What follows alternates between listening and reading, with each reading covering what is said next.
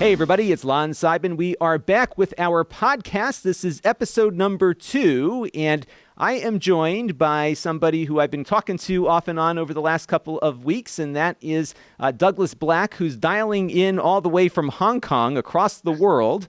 So I am just starting my day here in the U.S. Douglas is ending his day, and Doug is with notebookcheck.net and Ultrabook. Is it ultrabook.com? Ultrabookreview.com, right? Ultrabookreview.com. Yeah. And these are websites that are focused on portable computing. And Notebook Check in particular has some incredibly detailed reviews of every laptop you can think of out there. And Ultrabook Review is a newer effort that Doug has begun. And we should know something about Doug before we start here is that he speaks 5 languages. So one of the good things about the fact that he speaks poorly, but he speaks them better than most of us do. So that's something. So I'm going to read off the list here. English, Chinese, both Mandarin and Cantonese, Korean and Thai. So it's good that he knows those languages being in Hong Kong. And like many of us doing independent media work, this is not your only gig, right? So what else do you do out there? Yeah, absolutely not. Right. Doesn't pay the bills. The opposite, in fact. So full time, I'm a lecturer, kind of in technical writing at the Hong Kong University of Science and Technology, HKUST, and at the moment I teach kind of technical writing, scientific writing, research writing, chemistry lab reports. Previously, for City University of Hong Kong, I taught film literature. I'm a big fan of film. And yeah, I've been teaching for about 11 years. And I'm also a DJ. So that's kind of my newest hustle is my newest hustle. So I don't have much free time. Idle hands. Sound like it. And it's like, and I know what it feels like to not get a lot of sleep, but you really want to keep, that passion burns to get the work done. So tell me a little bit about the sites. I don't think you've started either one of them, but you've been involved with them and doing a lot of work for them. So why don't we start with Notebook Check, and then we'll talk about Ultrabook Review, about what the sites do and how they differ from each other. Okay, sure. So let's start with Notebook Check. I think, we're kind of like an institution in terms of notebook reviews. I'm pretty happy to see, like on the subreddits of the manufacturers, sites like Laptop Mag might be first, but people are really waiting for our reviews. And I think the reason for that is that I would say that we are Notebook Check is the most detailed and objective of the review sites. And I think that really differentiates us. There are some other decent sites these days, but I think like the way that we have the charts that like the comparative elements where you can add in whatever laptop you want, so you can see how the sizes, emissions, benchmarks, almost anything compares is really helpful. And if there's like a small detail that you're looking for about a laptop, chances are we've measured it and it's there. Whereas if you look for like another site's review, there's a good chance that they haven't covered it, right? So if you want to know the approximate, luminosity of the upper left quadrant of the screen, right? Laptop Mag will be like, the screen was bright. Iron Man's trailer looked great. Right. And then that's exactly the approach. That's exactly the approach I take with it. But highly technical viewers want the details, and this must take forever. How long does it take to review a laptop? This is every laptop you look at. And we have right now up on the screen. It was funny you mentioned that because I just happened to be scrolling by that section about the distributed luminosity of the display. You have a close-up shot of the sub-pixel matrix, and you do this on every laptop. What does this take? OCD people need to know. We need to know exactly. If there's a small, for me anyway, on my own personal laptops when I buy them for like Ultrabook Review, if the screen is like darker on the bottom, I'm sending it back, or I'm calling up the guys to get it repaired. So I'm sure they all hate me because I am very particular. Right. You got to be, and you know what to look for. So, at this point, you're probably at a point where you can your gut tells you when something isn't right, before you even dive into the details, right? Yeah. If you're doing like a 24-hour after you open the box review, that's not a real review, period. So how much time we spend at Notebook Check doing the reviews, I don't know, it might surprise at least the other websites, because, all right, I'll just say that if if a YouTube channel or website is putting up a laptop review, within 24 hours, or even like a phone, honestly, 24, 48 hours, it's not a review. You cannot test the stuff. So basically the process is, all right, with NotebookCheck, the laptops tend to be sent to somebody who specializes in measurement first.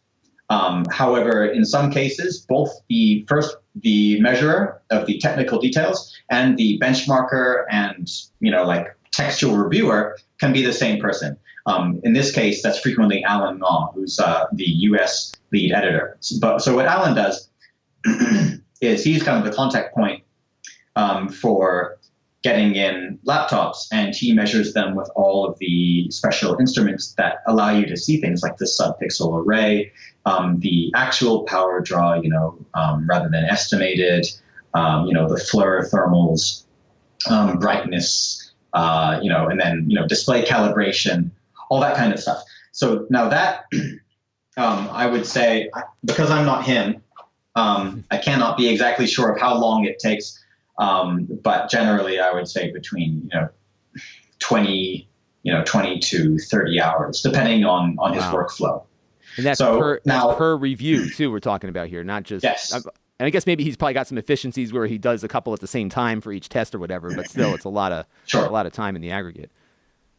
Now for me, in terms of writing it, because. So putting everything into our system or into our database is one thing. Recording it, as I'm sure, like doing benchmarks, it's not that easy. Like 10 years ago, all you had to do was run Firestrike or whatever, but not anymore, right? So now there's a whole suite of different tests, and we've got to standardize them and run, nearly overall, like including the technical stuff, like power consumption and battery life. We're looking at, over 100 data points for sure. Maybe, almost 200 data points. Yeah. And that takes, my first review took probably like 30, 40 hours solid work. Yeah. And right. I'll tell you that we're not getting rich doing them. That's for sure. You do it because you love it, right? Absolutely. You've got to kind of be like an obsessive tech head. Don't do it to get rich. And how did you get into this? Did you just write to them and say, hey, I want to test laptops, or did you get to know them somehow? So I mean, my father is a professor of computer science, and I kind of grew up, playing on computers. My first computer, I'm sure we'll talk about this later, but it was I think a Mac Plus with the Mac SE like internal upgrade. Okay. Yep. If you're familiar with that one. Yep. And ever since then, I was just kind of, I loved, computers, and just kind of geeking out about them, optimizing them, and I just kept doing that as I did other jobs. And then while I was working in Thailand, I was a bit more free in Bangkok. I just thinking, well, I've got this free time, and I make this, this is kind of my hobby. Why don't I turn kind of my two things, writing and tech, why don't I do something with them? And so I started editing for Ultrabook Review, and then writing, reviews of products. My first thing that I reviewed for Andre at Ultrabook Review was a Surface 3. And then after doing that for about a year, then I saw a job posting for NotebookCheck, and I sent them, an email, and they let me know that they're kind of full up, but they'll keep in touch. And I just kept in touch with them, and then eventually I made my way into being a news editor. Did news for quite a while. The news grind of 2 to 3 articles a day, 5 to 7 days a week, just to kind of, fill up the free time. But you learn a lot of stuff doing news. And then I ended up reviewing actually one of, if you're familiar, 51NB's kind of modded ThinkPads, which was the X62, done by a guy he was in Shenzhen. His name is Hope or Jackie.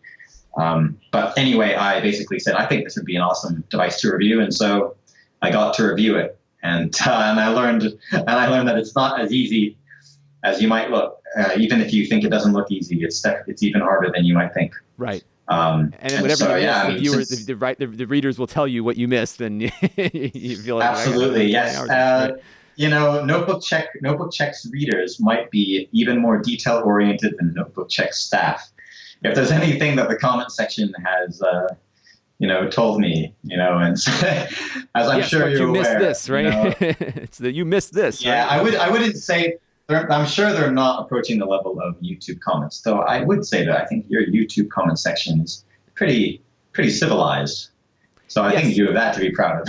I have to say that I think one of the things that's been nice about my experience on YouTube is that my commenters have been relatively civilized. I do a lot of garden tending, and I think that's been, I think that's something not just tech sites deal with, but it is every news site is how do you deal with the stream of comments. And I'm okay with constructive criticism. I think it's people that are shouting profanity or, making just trollish remarks that just, you're out of here. And I think it's helped make things look better for the community because people know it's a safe place to communicate.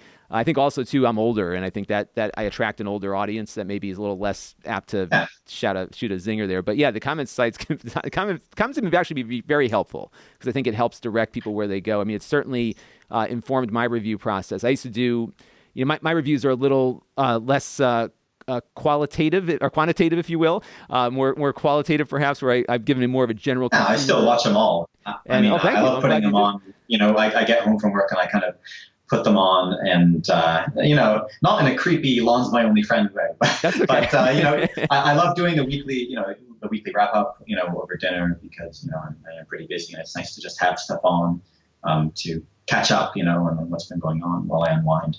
And I consume as much as I create on YouTube, and I know people really I love that long form because I can take the dog out for a walk with it. I'm a YouTube Red subscriber, so I know when I'm taking the dog out for a walk and listening to that long form show, I'm helping that creator just by walking my dog. It's a great thing. Yeah. Now we got to know each other because we were talking about promotions, the Dyson vacuum cleaner. So just so everybody understands what happened here is Douglas reached out to me when I covered the Dyson vacuum cleaner thing on, actually, no, I take that back. A viewer wrote to me with your article where you had given me a shout out about the disclaimers that I make. And everyone who watches this channel knows how I am very concerned about where this influencer marketing industry is going, and people are not always being very clear about their disclosures. And you guys did a great article, which I'll link in the video description, about this Dyson vacuum cleaner thing.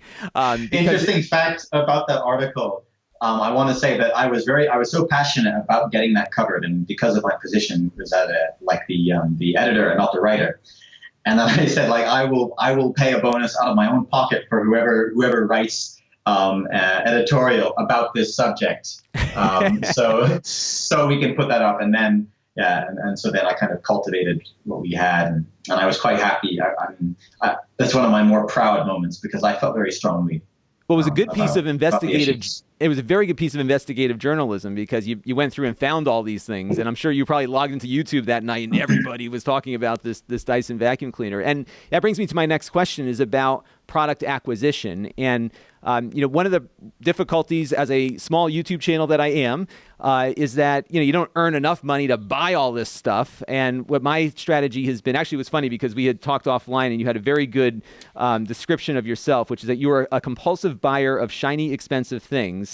And he says, it seems like me, are a compulsive buyer of the opposite. And that's and that's been what I've been doing. Because I found I could, from an economic standpoint, I could afford to buy, 5 $200 devices, get 5 pieces of content versus one $2,200 laptop, for example, that might get me a little bit of traffic. Guess which one, more people are able to buy, right? Exactly. There's not that many people buying it. Oh, it's me.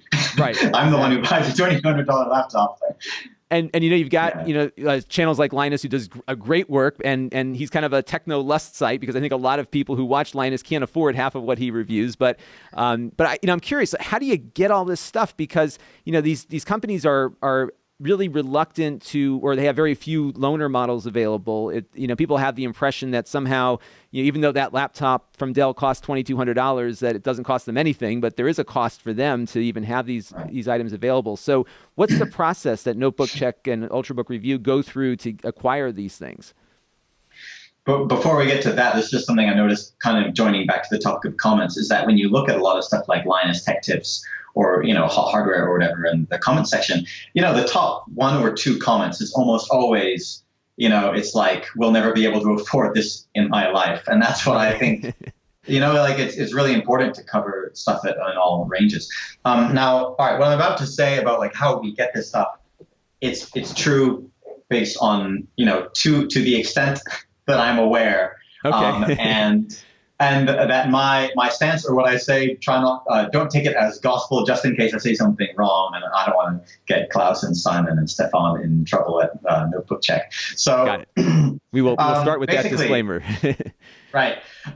So basically, with Notebook Check, it's actually a little bit. It seems like to me that it's harder to get review units now than it used to be. Now we get review units generally through our like PR contacts at each company, and we tend to have they're cultivated relationships with the company, and generally on kind of a personal level somehow.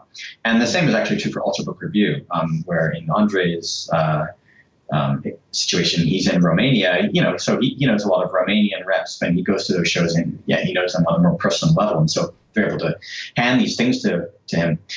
With us, we have a good relationship with a number of OEMs, and they will send us samples. Like Asus and MSI, Acer have been quite wonderful about handing us some stuff. So we've gotten, like some pretty early test systems about like, the early Ryzen U series, the, initial Zephyrus Max Q, that kind of stuff. It's all from basically kind of our relation points. But, and I guess it's not a given. And we're not talking about, by the way, just getting free stuff here. I'm guessing that they want this stuff. Absolutely. Yeah, right.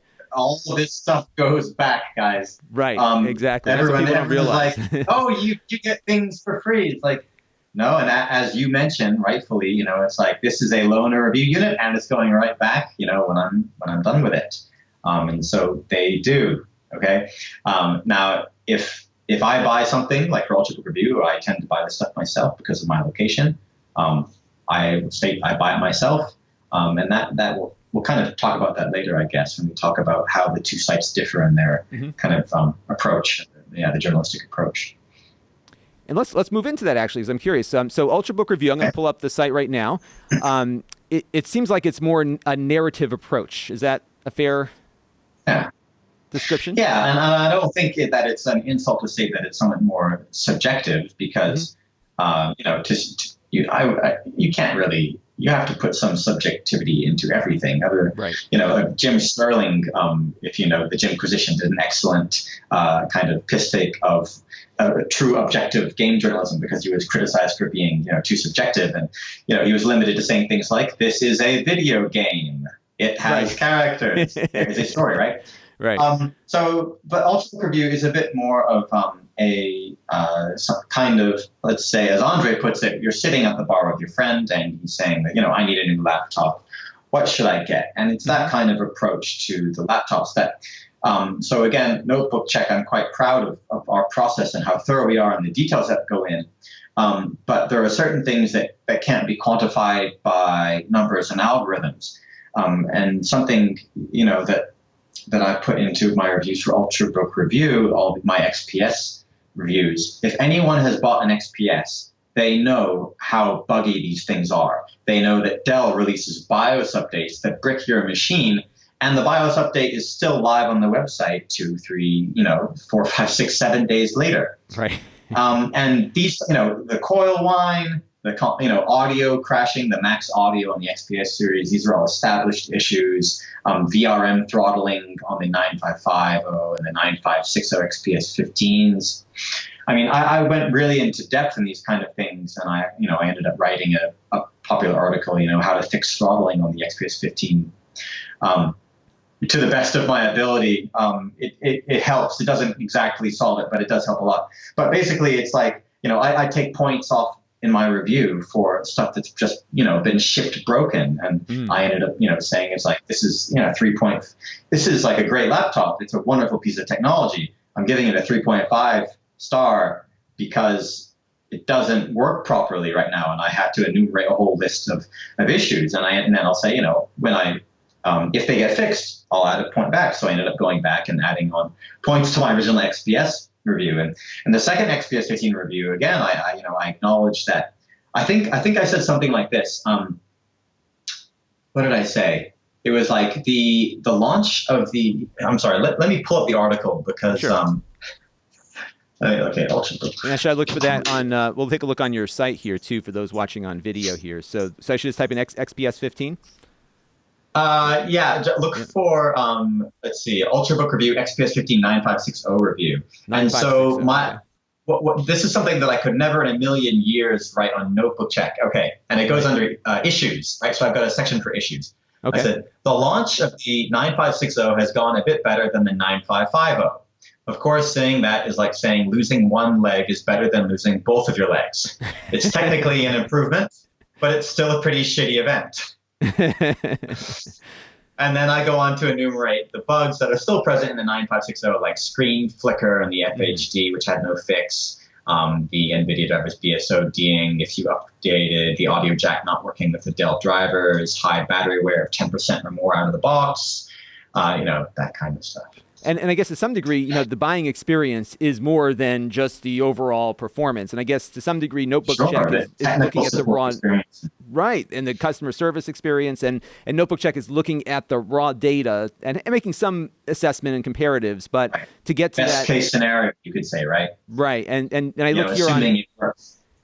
Right, and I'm looking here on this review of the XPS 15 where you lead off with the good and the bad, and there's a narrative approach here, so you're giving people more advice than just the raw numbers. And I'm guessing there's a hand-in-hand cooperation here between Notebook Check and Ultrabook Review, because I'm seeing some of the same data popping up here, like the distribution of screen brightness and all of that stuff too, right? So you're working together on some of these.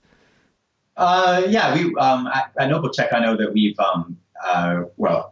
we borrowed some of Andre's data when he gets devices that we can't get our hands on sometimes. I mean, like even we couldn't get like the Asus Nova Go, I think, right? Mm-hmm. You mentioned, asking how we get stuff. So there's some stuff we can't get. There's sometimes we just don't get information. We don't know why, like the Surface Book 2 was a complete surprise to us. Other things, we get NDAs. We just didn't get that. And so we borrowed Andre's information. Ended up asking him. I asked him to run some more tests. And so I think we could call it's like a fair use agreement. Right. And one of the things that I've discovered in this industry is that occasionally, the bigger brands, Apple's a great example of this, have often traded access for favorable coverage to some degree. Have you had significant pushback at times from manufacturers? You don't have to name any, but have you had significant pushback from manufacturers that you think might have harmed your access to products because you were critical of something? Yes. I was going to say that back to kind of again getting a hold of review units. I think that in the past, Ultrabook Review, is a lot easier. So, for both of us, it's a lot easier to get review units. But now there are more and more websites based around basically content marketing. Mm-hmm. And if a website who are you going to give your review unit to? You've got a limited number of review units. Are you going to give it to the guys who break shit and then complain when it's broken? Or are you going to give it to the nitpickers? People with high expectations, or are you going to give it to the channel that does like an unboxing, to their, 400,000 or like 2 million, subscriber base on YouTube, and wow, look at this. This is an amazing laptop, and here's the specs that have been given to me by the company in the reviewer's guide, that kind of thing, right? I mean, you know exactly what I mean, and so I'll just say that yes, because of the way we've covered things, we certainly don't have the access that I would like to have. I mean, there's the cutoff. Before the review, everything is great. After the review, suddenly stonewalled. Right. So you can draw your own conclusions from that, and not to name any names. Yeah, right. But it happens, and I think that's something that even the big brands that do approach a lot of things ethically insofar as how they deal with influencers, often though trade access for they'll hold people back who did things they did not like very much. So it's only logical though, right? I mean, from the perspective, right? You can't really blame them if you're going to give something to unbox. If it's like giving something to unbox therapy, right? Or 200,000 or 300,000, a critical YouTube channel, like Demir Frank, for example, someone like that. It's like, you're going to go for the exposure and they have a limited number to give out, and that's what often happens with it. What surprised me is I get a lot of loaner models in from Lenovo. In fact, they have more than I can handle available to me. It looks like they have a better system of dealing with smaller channels and understanding the value of them versus other companies where it's just a constant stream to the PR people to say, hey, you got anything? I'll review anything, whatever you got. Send over a loaner or something. It's funny how different companies look at this space versus others, but it's difficult. So let's move into the state of the industry and everything. And before we do, sure. I want to know, what was your first laptop and what year was it? So I think the very first one would have to be the original Duo, I think it's called the PowerBook Duo. Yep, that was the one that had the docking station. And Yep. So it had a docking station, like a giant VHS tape, and it was motorized. And it was a very thin laptop, probably one of the original type ultra portables. Right. And this is back when the trend was you kind of externalize. Actually, wait, that's happened again.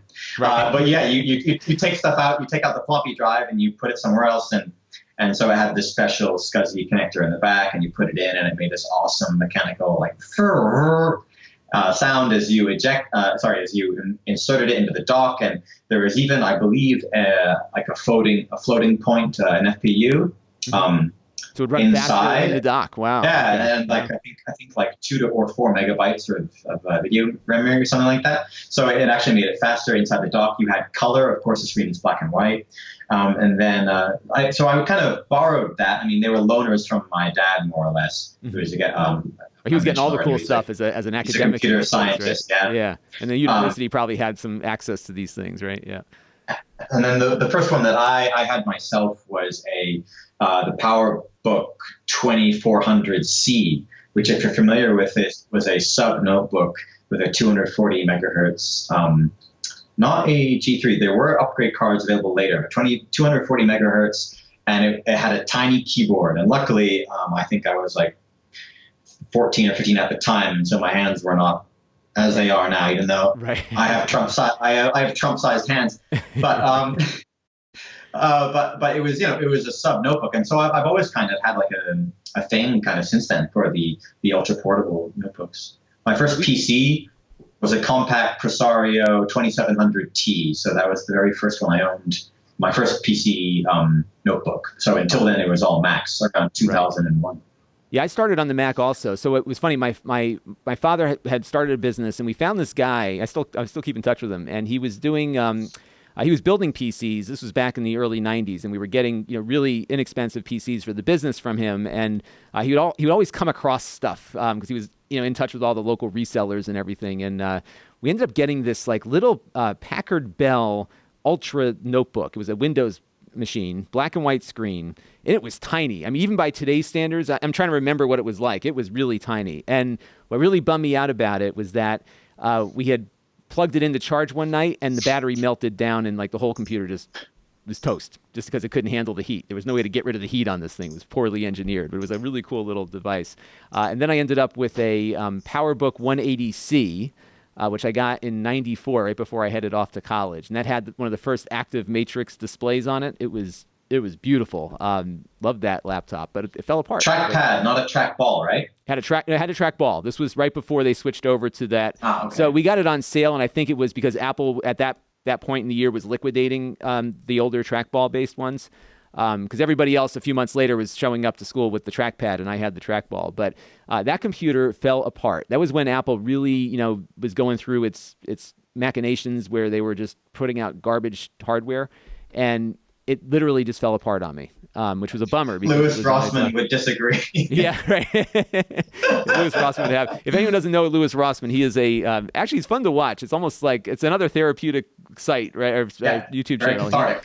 He fixes stuff, electronics, on live streams, and he's got very strong opinions about the state of the industry and the right to repair and whatnot. And very, very, very good guy, very opinionated. But every New Yorker that I know, my parents are New Yorkers too, have opinions, and he's got a lot. But then I went up to the PC world, and I got a Micron back in '98. Which was like a 13.3-inch display. It had those removable components on it, so you could swap out the floppy drive and put a second battery in. So when I went to had a trip to Asia, we talked about it before we started in 1999, and that thing lasted the whole flight because I had 2 batteries plugged in. It weighed a ton, but it's really been interesting to me as we move into this era, where these laptops were very commoditized 10 years ago. They all felt the same. They were cheap plastic. Even the high-end ones just didn't have a good feel to them. Apple kind of dominated that metal industrial design quality for a long time. And then I think within the last 5 or 6 years, you can correct me if you think it started earlier, things really changed in the laptop world, didn't they? They've suddenly started engineering things and focusing on industrial design and whatnot, right? Yeah, I think there's a few parts of that. I guess one of them is obviously the MacBook Air, which although PC makers first made fun of it, with their marketing material, like look how limited this thing is. I mean, you can't deny the direction that the industry took directly after that. Now, there was a comment that somebody wrote on one of my editorials on Ultrabook Review. It was like, so I wrote why I'm not going to buy the XPS 15 9970. And the comment on Reddit, I was basically like, welcome to 2018, where all laptops are shit. So my general feeling, I suppose, is that it's like there's always a compromise, which I think has always been the case. Maybe we're a little bit more demanding now. It's hard to pinpoint exactly, but yeah, I mean, back to like the direction that things have gone though. I think the MacBook Air, undeniable the influence that Apple has. You look at notches on phones, okay, and tell me otherwise. Everybody's got the notch, which is a compromise, but now everybody's got the notch. And one thing on the MacBook Air is that people don't remember that, but Intel made a special die package essentially for Apple, which they then extended to other Ultrabook makers. But Apple had an exclusive right to that product when it first was released, because that chip was a smaller die, if I'm not mistaken, on the original MacBook Air. I think. I think you might know actually more than me, but it sounds like it might have been like the first 14 nanometer process or something like that. Yeah, there was something new about it. Yeah. And the other major disruption in the, I'm sure that we're going to get to this soon, but is the kind of the whole tablet craze, right? And right. They crushed them, they smashed the market for a few years, and then luckily, in my opinion, tablets have kind of fell off a bit, and right. PC notebook sales are recovering, right? And so now we're seeing the age of the no compromise laptop, right? And so I think a lot of what we've seen is absolutely the if that's the word, the commoditization.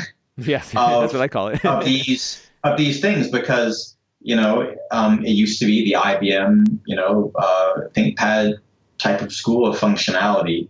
It used to be you can't ignore that you can't upgrade the CPU, right? CPUs in notebooks used to be socketed in general. Right. You might not know that, right?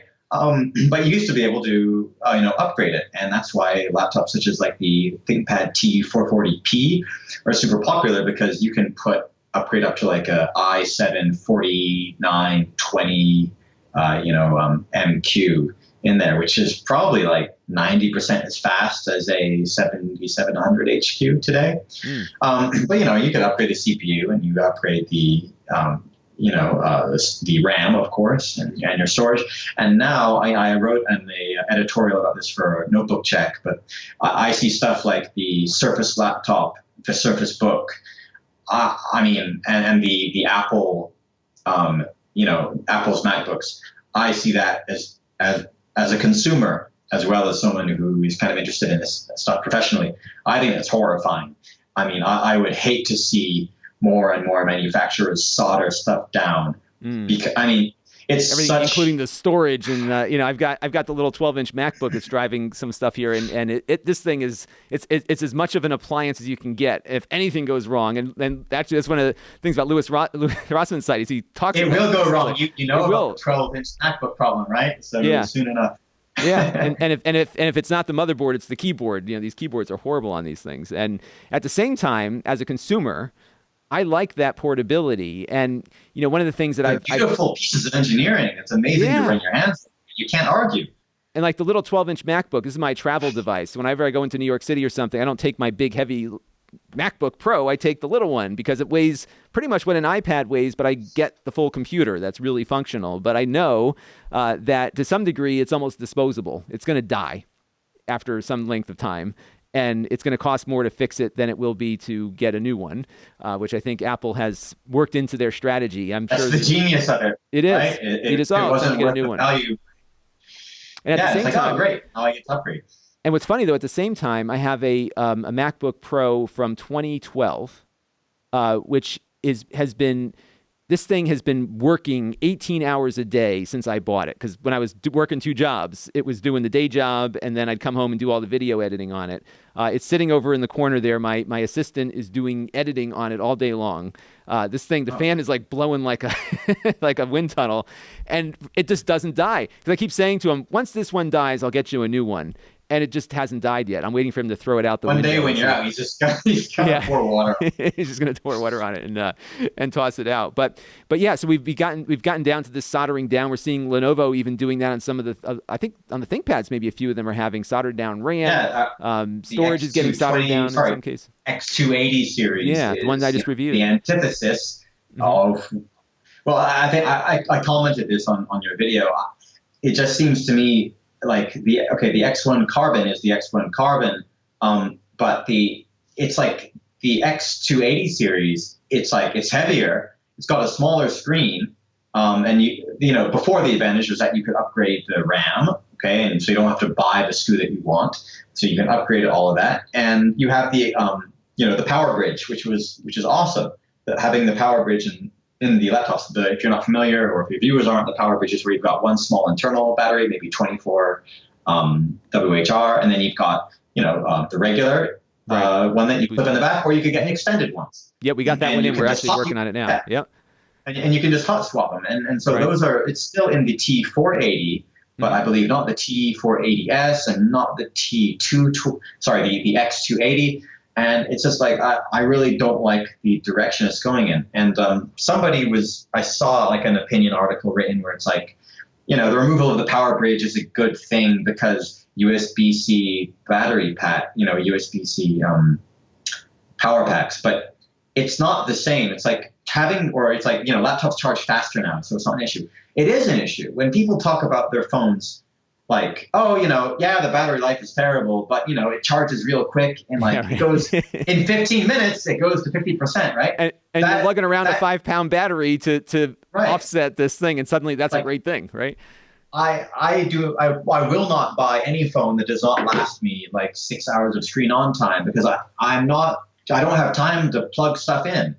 A lot of people don't have time to plug stuff in. It is not an acceptable solution, and it does, it's not good to carry on a battery. So anyway, that's from my perspective. I cannot endorse that direction.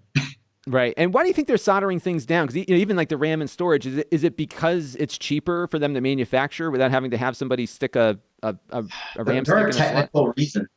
There are technical reasons that I went over in my op-ed for Notebook Check. But okay, so the benefits are, I believe, decreased power consumption.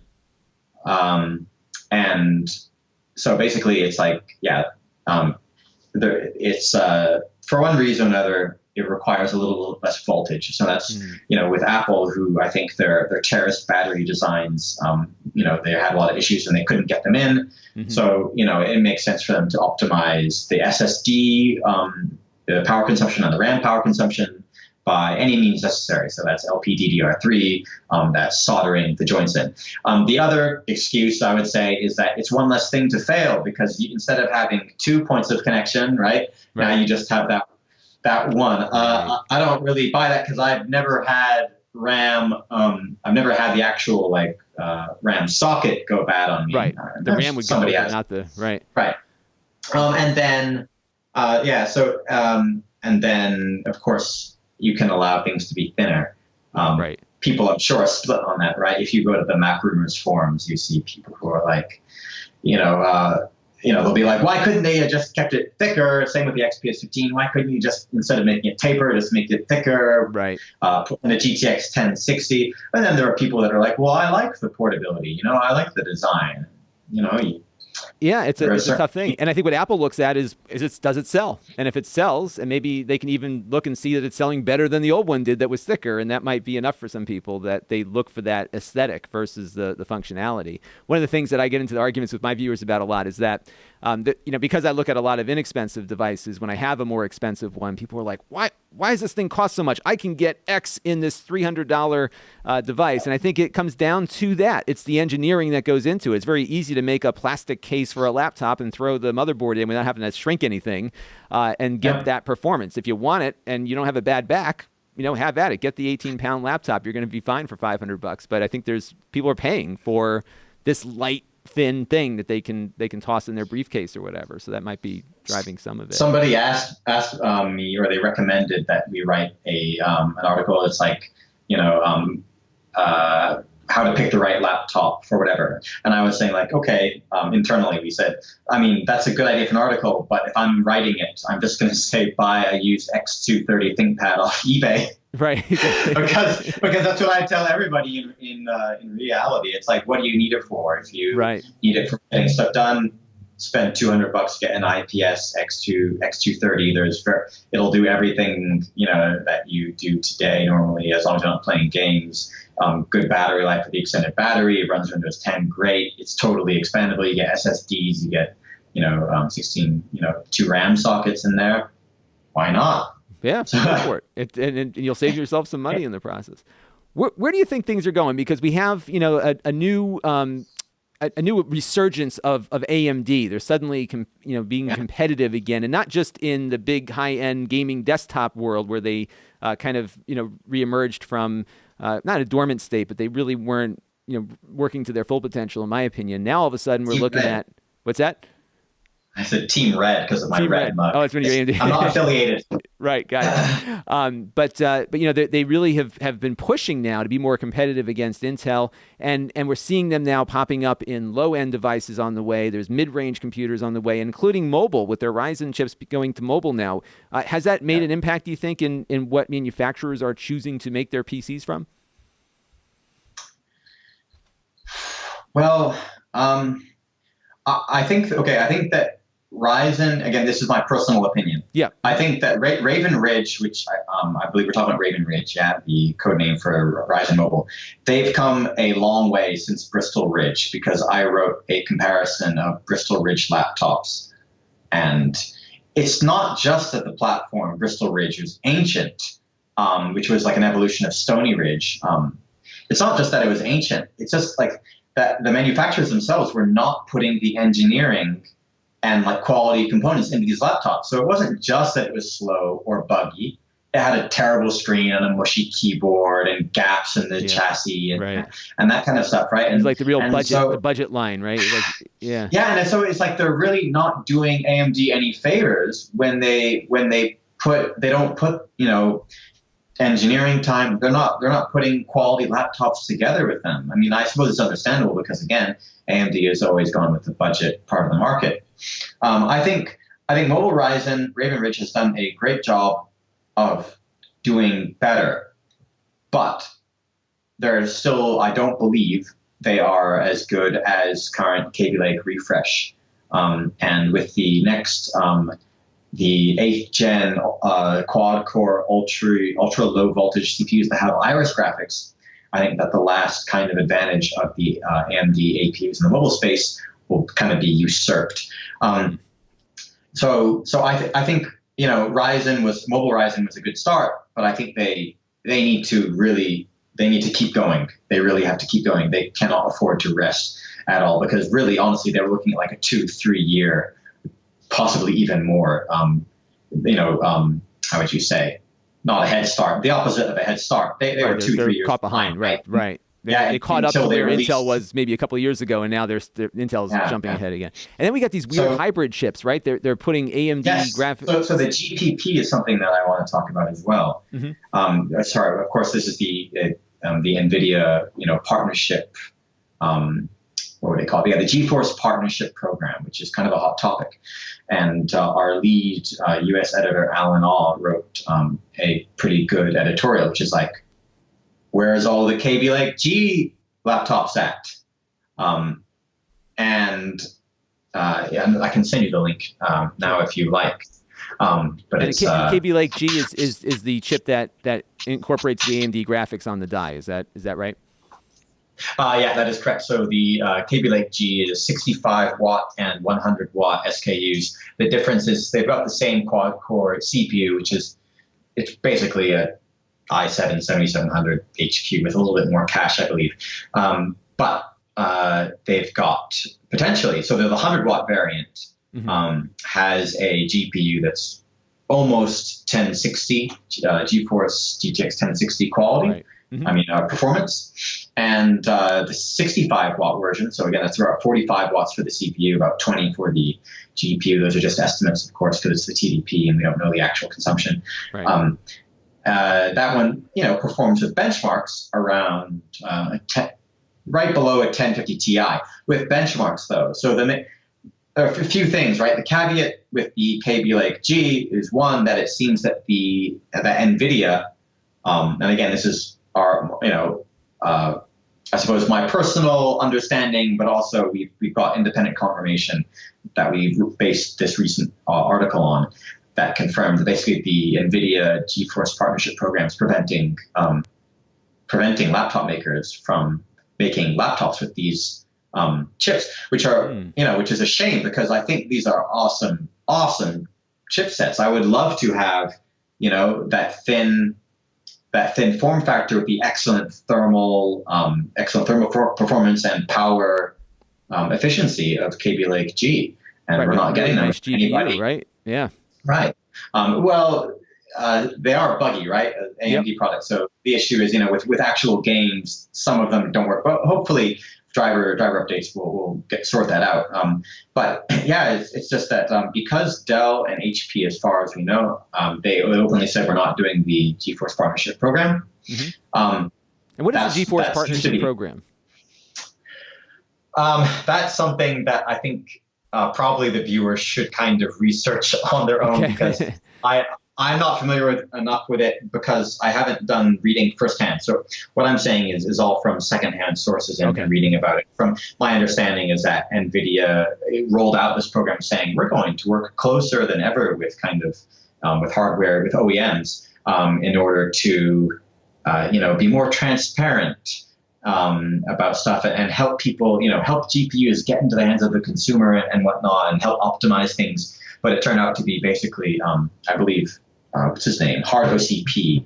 The guy who runs Hard OCP, Kyle Bennett, maybe, broke the story. And he was questioned initially at first, but he turned out, like many things, even about the Kaby Lake G, he turned out to be 100% right, that this partnership program, in fact, when these companies signed on to it to get like exclusive access to NVIDIA hardware, that they had to agree not to market, or basically they cannot have AMD Radeon graphics in that same type of product, in that product name. So this is a big thing, and so what you'll see. We were already seeing kind of a chilling effect of this with like Asus. So Asus is the ROG line, right? Right. So, but now ROG you won't see anything with a Radeon branding under Republic of Gamers. It has to be under a new brand, Wow. because that's due to the agreement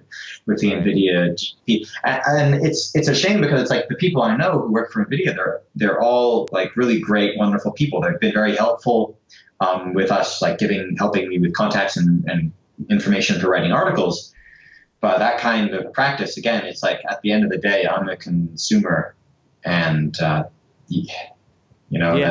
it might. You could make the argument it's anti-competitive to some degree. Absolutely. And it's something that it's a cutthroat industry where this stuff happens in. And clearly they must see this AMD Intel partnership as a significant threat, because although NVIDIA's got great graphics, they don't have such great CPUs, at least for PCs. And this pairing of Intel and AMD is something that I'm sure they felt threatened by. Speculation, of course, but you'd have to imagine absolutely the timing here. Kyle Bennett. This is not my own idea, but Kyle brought up on the Full Nerd that he thinks that it might also be aimed at kind of stifling Intel's progress, taking a very long-term approach. So it's not just about maybe it might be about AMD right now, but they're looking to lock out for the long term. Hopefully that doesn't happen. Hopefully the reasonable folks at NVIDIA see the light of day. And they stop these kind of harmful practices to kind of it's technology, it's innovation that pushes everything forward, right? Oh yeah, so exactly. It's not helping us for sure. No, especially consumers that want some choices and feel like this might have been an opportunity to finally get the kind of computer they want with those Kaby Lake G processors, and now this happens and it creates a tougher thing. Yeah. So let's start wrapping up on where we see the industry going over the next year. So on the high end, I mean, we're seeing all the 8th generation Intel chips come out. What should consumers expect maybe next year, as these laptops always change one year to the next? Any trends that you're seeing that people should be thinking about? I mean, it would have to be completely conjecture. As we know, Intel's 10 nanometer FinFET process has been delayed again. Pushed into sometime in 2019, right? Mm-hmm. So that's going to slow things down, I guess, right? That's for sure. I guess things to look for in the next year. I mean, definitely you're looking at probably a new kind of a generational leap forward in graphics from the NVIDIA side. I'd be very interested to see what happens with Kaby Lake G, with this Intel AMD partnership, and where the successor of that might be. But this could be a one-off thing, right? We could never see a revision, and that would be terrible. If it did happen. I think a lot of it's kind of cheating or a cop-out maybe, but I think we'll have to wait and see basically what Apple does with their chip selection. I think that they tend to have a fair amount of impact, and not just in design, but also they're a major purchaser, of course, of these type of special parts. Intel's been known to make special stuff. The Iris. The MacBook Pros, in the past, they've always been waiting for the Iris GPUs. Right. So I'm very curious to see what happens this year, what kind of things they're putting out. Are we going to see Kaby Lake G in MacBook Pros? I think for a lot of people, I mean, that would be an awesome chip. As far as like hexa-core, I think that, the overall trend, I mean, it's pretty obvious to say now, basically, because it's already happened, but ultra portables are going to be quad core hyper-threaded. It's the new dual core, and everything else is going to be 6-thread, 12-core. And, I suppose the logical extension of that is, 8-thread, 16-core Intel CPUs, not just, Threadripper. Right. In terms of like design trends, I would say one good trend that I liked is the bezels are going away. If you remember back in like old school ThinkPads, you look at like an X61, there's like no bezel there. It's right. It's like computers went bezel, like they went thin bezel mode, I don't know, 18 years ago or so. Right. And then what happened? And Yeah. it's 16 by 9 happened. What I would really hope to see is I hope we get rid of, I hope that we kind of see more 3 by 2 aspect ratios. Mm-hmm. This is something that Frank Azor touched on in the press conference for the new Dell releases, that they're looking into 3 by 2 and other non 16 by 9 aspect ratios. Right. I've always found 16 by 9 to be very restrictive. That's why I get drawn to the Mac. I like just having more real estate for document editing and stuff. So that's Absolutely. for writers especially. Maybe not so much for video Yeah. editors, but for writers, it's important. And we're seeing these ARM things also, right? Like, we're like, I was at CES, Lenovo had one, a few other folks. I mean, we're getting to the point where it's no longer some subversion of Windows. You could actually get decent performance running a pretty feature complete version of Windows on ARM, right? Is that something you see trending? Kind of. Well, so, again, this is my opinion, right? So I wrote an editorial, basically that my take is that version 1, or rather this initial version of ARM on Windows is DOA. Mm-hmm. A little bit. It's like I wouldn't buy one. It's like a typical very early kind of concept. I'm not sure. It's for a very, very specific use case, people at a price point that isn't really worth it. I think that if there's more chance to invest in it, if Intel does, if Microsoft, Microsoft and Qualcomm, right. Intel's not part of it, much to their chagrin. And they'll be happy for it not to happen. if they put effort into it and they allow it to grow without killing it prematurely, like Microsoft tends to do, mm-hmm. like with my old Zune, right. then things could be, that could be really interesting. And when I first saw this happen, in like the end of 2016, I believe, I was really excited. Mm-hmm. But then when the true limitations came out, it was kind of that old, like I was getting a sense of deja vu. It's like, oh, Microsoft, like you've done it again. Done it again. Where it's not quite like, yep. It's not quite baked. And I could see when people were showing these products, they were like, hey, check this out. This looks like a Windows 10 PC, but it's running on a Snapdragon 835. And they would say things like, it's pretty, it does everything without delay, and it runs okay. But you could see, basically, no, it was very sluggish, or they, like in Austin Evans, I remember, not to call him out, but not that it matters if someone like me did. But it's like, He had this one on display. They were like unboxing it, and they literally didn't show anything except the desktop. There was no anything being shown. Right. And it's like I know what the performance of those things is like. So I think they're a curiosity. I wouldn't, as somebody who compulsively buys shiny things, like a Magpie. It's not shiny enough for you to buy. I wouldn't waste money on it in this iteration because it doesn't. All right. What do you get for your money? Okay, you get the value proposition is mobile internet, mm-hmm. right? So it's mobile internet, which you can get in a lot of laptops now. You can get that, or a hotspot. Okay, so I would say that's not the major thing. So the major thing is supposed to be the battery life, but these things, all right, you're getting like 15, maybe 18 hours of battery life. But we're getting to the point where, let's say you have an XPS 13, the FHD. Right, you're going to be getting 13 hours of battery life, if you trim things down as it is. Yeah, or you take like an X270, I think that X270 with an extended battery. Right. I mean, and how long do you have to be awake for? Right. You can plug it in. Exactly. Yeah. You're looking at 18, 20 hours there, and these things are cheaper in some cases, but like faster by orders of magnitude. And they have the performance. It's like, you don't need the power. This power savings, you can run it full bore and get desktop performance to some degree. So yeah. So I just don't see. For me, where's the value proposition? I don't see it at all. If they improve on it, or maybe it goes the other way, and Microsoft Andromeda kind of gives us Windows. It gives us the kind of thing. Maybe using an x86 chipset, who knows what's going to happen with that. Right.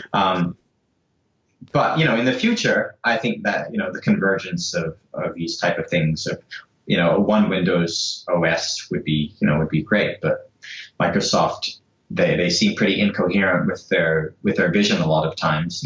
Right. They They'll fling things out they'll there start and projects. yeah, Yeah, they'll see what before they're sticks, and ready, even if it and does stick, they still get rid of it. they don't Windows give things Media a Center is a chance. great Right? example. Windows Media Center They was great, it worked, and then it was it. they don't And give then things a fair shake. and the last topic is the low end, which is my favorite topic to discuss. And clearly, we've got some really great $200 laptops out there, at least for the price point. More than ever. I've been playing around with the new Gemini Lake NUCs, and those chips are incredibly well performing, although they need active cooling to really get their full potential. We haven't seen a lot of new $200 laptops. It looks like they kind of skipped over Apollo Lake. To some degree, the Braswell ones are still out there from HP and others. There's not a lot of money in these $200 computers for manufacturers. It's mostly the Chinese OEMs who are doing that, right? So Right. you look at like Tech Tablets reviews, and you got the Jumper Easy books and Yeah, right. that kind of stuff. But I mean, if With no you've support. used them, right? You've used them. It feels like a $200. Yeah. They look nice in the laptop. picture on GearBest, but when you get them, it's like, we found some with like manufacturing defects, and a lot of times it's just like, just ship it and go from there. I mean, HP actually has the HP Stream 11, which has been out there for a while. I still see it at my local Walmart. They haven't revved the hardware yet on that to the newer chips, but it looks like the big manufacturers are kind of stepping away from the cheap stuff. Is that fair to say? Yeah, because the money, the profit margin, it's just like phones. Yeah, the profit Right. margins are all in the flagships. And if I remember from the analytics report I read like last year, it's like gaming notebooks overall, and then it's high margin notebooks for like the European market. That's where they get a much higher profit margin. Companies are not making that much off the budget stuff at all. Right. And they got to support it too, right? So there's a whole It's the support shiny, Yeah. shiny soldered, high end. Right. Um, That's it. for sure. And so companies are it's a kind of a tough market. They're gonna, and there's not that much money to be had in volume anymore. Right. So it's gonna be tricky. You mentioned that Gemini Lake was pretty quick. I've got a NUC driving my media center and my DJ decks over here. How does it fare to like the old like 7th gen ULD CPUs? So I would say that even with the Apollo Lake, I found that it was pretty favorable to the 4th generation Celeron U processor. And these are probably, Okay. I would say maybe 20-25% depending on what you're doing with it. The CPU seems like it's significantly faster, especially in the quad-core variant. I got the J5005 NUC, and I have been really impressed with it. We ran it as a Plex server. We did a test where we were doing active transcoding of HEVC, MPEG-2, and MPEG-4 at the same time. And on the quad-core, we still had about 70. We're only using about 70% of the total CPU utilization. So they're great. They're great to amazing. have, like value Yeah. space. And so I think, to get that into a laptop, the problem is that, to get that kind of performance, you've got to put a fan on it, which adds, cost and expense for a cheap computer. But it's been, Sure. I've been seeing greater performance gains on the low end than I've seen on the high end. Right. Yeah. But people don't pay too much attention to that, right? I mean, No, they don't. basically, it's the Gemini Lake is usually like a footnote, and you might see people like Brad Linder at Lily Puting cover it briefly, Mhm. and certainly we'll write about it. But it's like consumers, they don't market these things, and consumers No. have probably never even heard of them. It's like, what? There's Pentiums around still? There's a Pentium? Right. And I'll tell you what, for a lot of people, and this is, I think, the danger that they have in making these things so good, is that for a lot of people, you could spend, net $300 on a NUC with RAM, Linux and a hard drive, and you've got yourself a computer that is incredibly responsive for the types of things that a general computing use would require, and it, in many ways, feels just as quick to me as a decent i3 or an i5 processor. Granted, when you start going into the benchmarks and running a gazillion tests on it, you start to see the disparities. But I think for a lot of consumers, it's fine. And what was interesting is that Intel initially advertised the NUCs as having support for HDR10 for media playback. And then they had it in the marketing materials before launch. When it did launch, it suddenly didn't have it anymore. And I think they're concerned about that these little chips are getting so good that they could cannibalize the higher margin main core processors. So I'm eager to see what people do with these. It's really what online. the game has always been, right? It's always been about binning stuff and creating artificial ceilings, right? Where there wouldn't necessarily have to. I mean, back in the day, Celerons used to be like the best chips for overclocking. Right. I remember that. The e-machines that you get for $200. Yeah. And like people would get them up to insane speeds, and maybe that's also why that there's not so much fanfare about these kind of chips, maybe because like they know that they don't want to trump these things up as like, hey, look, it's as fast as an i5, 5500U, right? Exactly. So it's like, oh, okay. So I can spend a third of that, a third of what I would do elsewhere. So it's exactly it. So, well, you know what? We've been going on here for about an hour and change. So I think we might have to come back and talk about this stuff again sometime because I know viewers are really into this stuff, and I'm sure a lot of people who watch my channel look at your sites, and I send people there too, because when they start getting into the weeds on stuff, I'm like, I am not your guy, but I got just the place for you to go for all the information. Sure. So where can people find you? It's on notebookcheck.net and ultrabookrareview.com. Any other places you'd like to direct people to? Yeah, those are probably the best places to represent me. I'm trying to wean myself off Facebook. You can find me on LinkedIn, but really I'm just posting articles from Ultrabook Review. So please do go over to Ultrabook Review, and we're kind of relaunching the site, Andre and I, with a focus on news and kind of more analysis based, kind of like buyer's advice, it's really like where I would like to kind of give people the whole big picture of a product. How are the bugs? Is it worth buying for its price? How's the tech support, for fixing the problems that came with the brand new unit that I bought with my own money, that kind of stuff. Numbers can't tell everything. And so I think from a narrative perspective, I hope people will enjoy reading that. I'm sure they will, as I do already. So I will make sure I get everybody directed over to that site. And I want to thank you again for taking the time. And I know it's getting late there, so hopefully I didn't keep you up too late tonight. We'll have you back on again sometime. Yeah, that'll be wonderful. Thanks for having me, Elon. Great. Thank you. And let me know, everybody, what you thought of our second podcast of the channel here. We're going to be doing these once a month. Again, long form. You can get these in audio format if you prefer to listen to it in audio, hence the different microphone that I'm using for this video today. So you can find that on just about every major podcatching application that's out there. If I am not somewhere I need to be, let me know down in the comments, and I will make sure my feed gets delivered there. So until next time, this is Lon Seidman. Thanks for watching and listening. This channel is brought to you by the Lon.TV supporters, including gold-level supporters of the Black Eyed and Blues Music Hour podcast, Chris Allegretta, and Kalyan Kumar. If you want to help the channel, you can by contributing as little as $1 a month.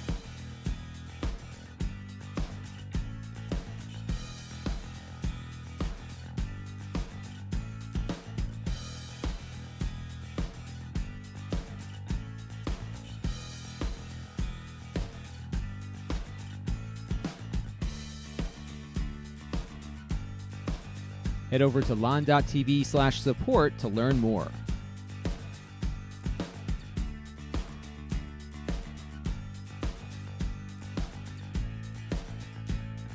And don't forget to subscribe. Visit lon.tv/s.